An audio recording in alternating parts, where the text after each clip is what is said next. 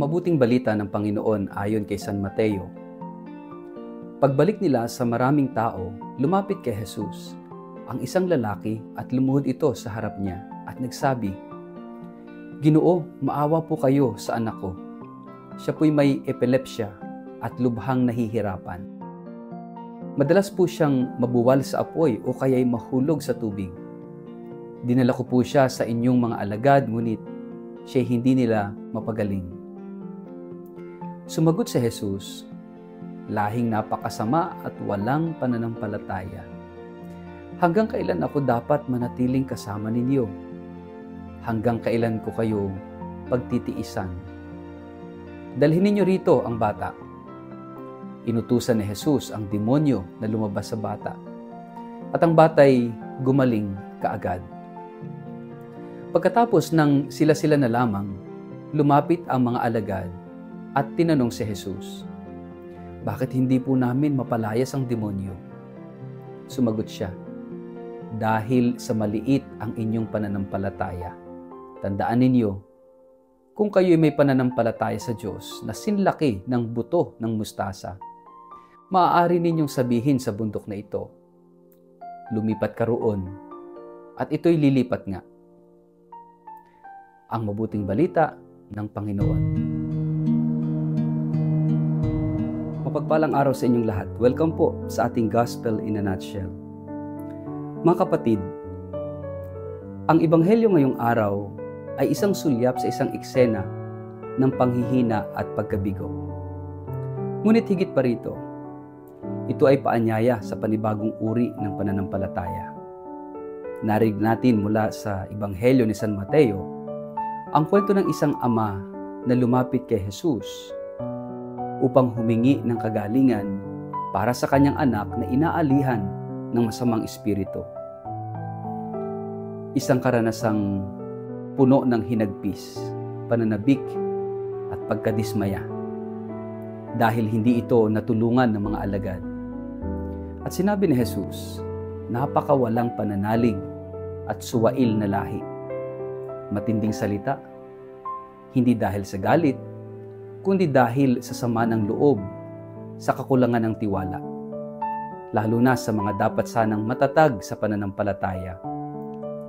Sa gitna ng eksena, isang tao ang naging modelo ng pananampalataya. Ang ama ng batang may karamdaman. Hindi siya sumuko kahit na bigo siyang matulungan ng mga alagad. Bagkus lumapit siya mismo kay Jesus. At doon nasaksihan natin ang kapangyarihan ng Diyos. Isang batang pinahirapan ng demonyo, pinalaya sa isang salita lamang ni Jesus.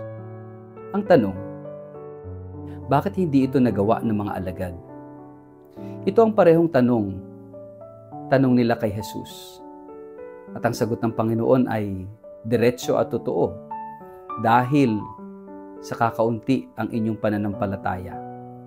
Sapagkat sinasabi ko sa inyo, kung kayo'y may pananampalataya na sinlaki ng butil ng mustasa, masasabi ninyo sa bundok na ito, "Lumipat ka roon," at ito'y lilipat. Ang butil ng mustasa, ang isa sa pinakamaliit na butil, ngunit sa Ebanghelyo, ito ay ginamit ni Jesus bilang halimbawa ng makapangyarihang pananampalataya. Ibig sabihin, hindi mo kinakailangang magkaroon ng malaking himala para mapatunayan ang pananampalataya mo. Ang kailangan mo ay tapat, totoo, at buhay na pananampalataya kahit maliit. Maraming Kristiyano ang nag-aakalang hindi sapat ang kanilang pananalig. Pero ang tanong, tapat ba ito? Buhay ba ito? Nakaugat ba ito kay Kristo? Ang pananampalataya na gaya ng butil ng mustasa ay marunong maghintay. Hindi ito natitinag agad sa problema. Hindi ito umaasa lamang sa resulta. Ito'y umaasa sa Diyos kahit hindi pa dumarating ang sagot. Minsan, ang inaakala nating kawalan ng pananampalataya ay simpleng yugto lamang sa ating paglago. Tandaan natin, ang mga alagad mismo ay hindi agad naging buo sa kanilang pananalig. Nahulog sila, nadapa, nagduda, pero pinili pa rin sila ni Kristo. Ginabayan niya sila, pinagkatiwalaan. Hindi niya hinihingi ang perpektong pananampalataya, kundi bukas na puso. Kaya kung ikaw ay dumadaan sa pagsubok ngayon at tila hindi sapat ang iyong panalangin, tila hindi sapat ang iyong pananalig, tandaan mong sapat na kay Kristo ang isang butil ng pananalig.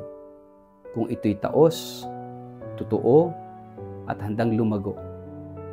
Madalas, tinatamaan tayo ng tinatawag na pagod na pananampalataya. Kapag hindi sinagot agad ang panalangin, kapag patong-patong ang problema, kapag tila walang sagot ang langit sa ating dasal, ang pananampalataya ay tila humihina. Pero sa ganitong mga sandali, doon mas nagiging totoo ang ating pananalig. Hindi ito pananampalatayang nakakapit sa resulta, kundi sa relasyon. Ang pananampalatayang totoo ay hindi lamang kapag sagana ang biyaya, kundi lalo na sa panahon ng kakulangan. Kapag wala na tayong ibang sandigan, doon natin lubos na nararanasan ang pagkilos ng Diyos. Tandaan natin, ang pananampalataya ay hindi lang para sa kagalingan ng katawan, kundi para sa kalayaan ng puso. Ang batang pinalaya mula sa masamang espiritu ay larawan ng marami sa atin. Inaalihan ng takot, binubulag ng galit, pinipigilan ng mga trauma o pangit na nakaraan, at tayo rin, gaya ng batang iyon, ay inaanyayahang lumapit sa Diyos ng may pananampalataya. Kahit maliit, kahit marupok, sapagkat ang pananampalataya ay hindi lamang kapangyarihan. Ito'y relasyon. At kung tayo ay may tiwala sa Diyos, walang bundok na hindi kayang igalaw. Mga kapatid, ang Diyos ay hindi naghahanap ng maraming panalangin, kundi ng panalangin may pananalig. Hindi niya hinihintay ang magagandang salita, kundi isang pusong tapat kahit sugatan. Kung ikaw ay nagdadaan sa unos, pananalangin na tila walang sagot, sakripisyong tila walang bunga, tumingin ka sa butil ng mustasa. Maliit, payak, halos hindi mo makita. Pero kapag tinanim, lumalaki at nagbubunga. Ganyan ang pananampalataya kay Kristo. Sa ating buhay ngayon, anong bundok ang tila hindi natin kayang igalaw? At handa ba tayong manampalataya kahit sinlaki lamang ng butil ng mustasa na kayang gawin ng Diyos ang tila imposible? Sa ngalan ng Ama at ng Anak at ng Espiritu Santo. Amen. Panginoong Hesus, alam mong kami madalas nanghihina at nagdududa. Ang aming pananalig ay maliit, marupok at minsan ay pagod. Ngunit alam naming sapat na sa iyo ang isang butil ng pananampalatayang totoo. Patawarin mo kami sa aming kawalan ng tiwala at palakasin mo ang aming loob. Turuan mo kaming magtiwala kahit hindi pa namin nakikita ang sagot. Maghintay kahit walang katiyakan at manampalataya kahit tila mahirap ang daan. Amen. Pagpalain po kayo't ingatan ng makapangyarihang Diyos, Ama, Anak at Espiritu Santo. Amen.